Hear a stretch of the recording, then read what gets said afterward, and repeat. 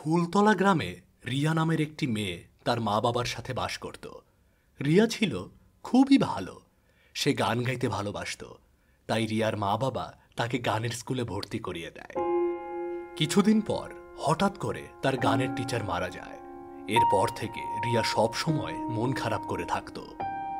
রিয়া, তুমি মন খারাপ করো না। তোমার স্কুলে আবার নতুন টিচার আসবে, তুমি তার থেকে গান শিখতে পারবে। কিন্তু মা, আমার আগের টিচার ভালো গান শেখাতো।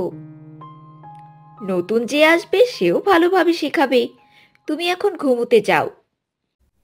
রিয়া ঘুমাতে যায়। মাঝরাতে হঠাৎ রিয়ার ঘুম ভেঙে যায়। রিয়া শুনতে পায় খুব দূরে কেউ গান গাইছে। রিয়া বিছানা থেকে উঠে যেদিক থেকে গানের শব্দ আসছে সেদিকেই হাঁটতে শুরু করে। হাঁটতে হাঁটতে রিয়া নদীর ধারে চলে আসে। রিয়া দেখে নদীর ধারের পুরনো বটগাছে এক ডাইনি পা ঝুলিয়ে মনের সুখে গান গাইছে। কে রে, গান শুনে দৌড়ে চলে এলি? কে তুমি? তুমি তো একদম আমার গানের টিচারের মতো গান গাও। সে কি, তুই আমাকে চিনতে পারলি না? আমি তো তোর গানের টিচারই। মরার পর এখন বট গাছে চড়ে গান গাই। এবার থেকে রোজ তোকে গান শেখাবো, বুঝলি? তোমাকে তো টিচারের মতো লাগছে না। মরার পর কোনো আর আগের মতো থাকে নাকি? দেখ, এখন আমি আগের থেকে কত সুন্দর হয়ে গেছি। কত বড় চোখ, কত বড় নখ এখন আমার। তুই বেশি কথা না বলে বস তো, তোকে গান শোনাই। রিয়া গাছের নিচে বসে পড়ল আর ডাইনি গান শুরু করল। গান শুনতে শুনতে রাত প্রায় শেষ হয়ে গেল। সকাল হয়ে গেছে, আমি এখন যাই, কেমন? তুই কাল আবার আসিস, আর কাল তোর আর বন্ধুদের নিয়ে আসিস। ঠিক আছে।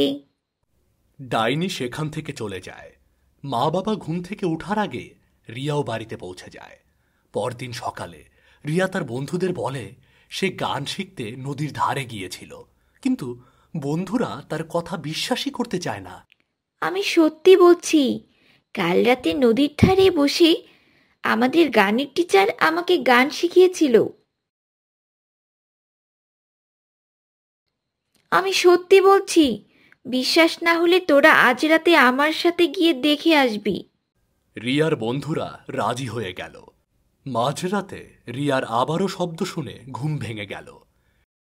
সে বাড়ির বাইরে এসে দেখে তার বন্ধুরা সেখানে দাঁড়িয়ে আছে। রিয়া সবাইকে নিয়ে নদীর ধারে চলে আসে।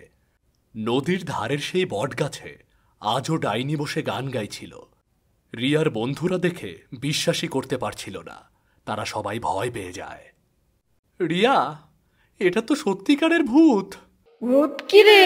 হাত ছড়ো হতচ্ছাড়া, আমি তোর টিচার। চুপ করে বস, তোদের এখন গান শেখাবো। সবাই ভয়ে কাঁপতে থাকে। ডাইনি রিয়ার মতো বাকি সবাইকেও বসে নিয়ে আসে।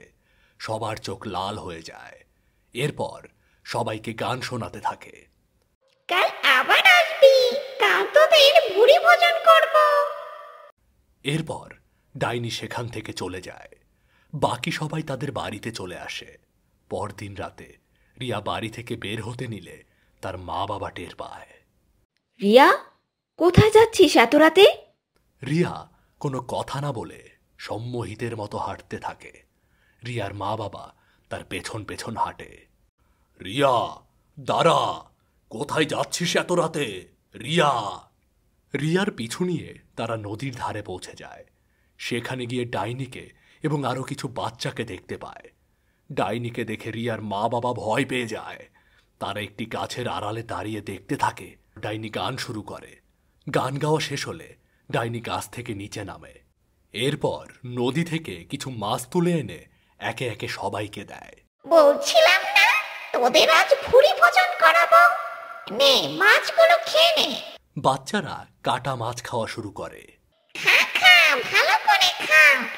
তোদের যদি আমি এক সপ্তাহ এভাবে কাঁচা প্রাণী খাওয়াতে পারি, তবে তোরাও আমার মতো হয়ে যাবি। তারপর আমরা সবাই মিলে মনের সুখে গান করব, কি মজা!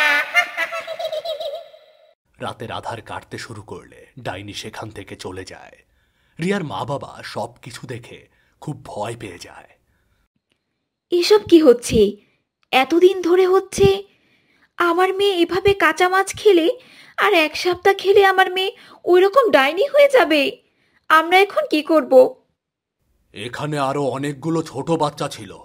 আমাদের উচিত গ্রামের বাকিদের সাথে এ বিষয়ে কথা বলা। সকালে পুরো গ্রাম জুড়ে রটে যায় বাচ্চাদের ভূত ধরেছে, কারণ বাচ্চাদের সবার চোখ লাল হয়েছিল। সবাই খুব ভয় পেয়ে যায়। রিয়ার বাবা মা তখন জানায় কিভাবে এসব হয়েছে। ডাইনিটা আমার গ্রামের সব বাচ্চাকে ওর মতো বানাতে চায়। তাহলে এখন উপায়? আমার মনে হয় নদীর ধারের বট গাছটাকে কেটে ফেলতে হবে, তাহলে ডাইনি আর আসতে পারবে না। ঠিক বলেছ। আমি কাঠুরে ঠিক করছি, তারা গাছটা গোড়া থেকে কেটে ফেলবে। তবেই না থাকবে গাছ আর না থাকবে ডাইনি। এরপর দুজন কাঠুরে ঠিক করা হয়। তারা সারাদিন চেষ্টা করেও বটগাছটি কাটতে পারে না। রাতে ডাইনি এসে দেখে তার গাছ কাটার চেষ্টা করা হচ্ছে। ডাইনি তা দেখে ভয়ানক রেগে যায়।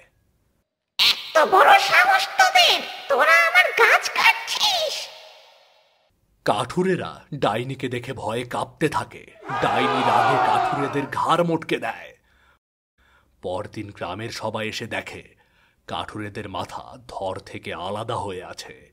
গ্রামের সবাই খুব ভয় পেয়ে যায়। বাচ্চাদের চোখের সাথে সাথে তাদের গলার স্বরও পরিবর্তন হয়ে যায়। হ্যাঁ, তোমরা যতই চেষ্টা করো কিছুই করতে পারবে না, আমাদের কিছুই করতে পারবে না। এই বলে বাচ্চারা সেখান থেকে চলে যায়। সবাই বুঝতে পারে যে ডাইনি বাচ্চাদের অনেকটাই বশে নিয়ে এসেছে।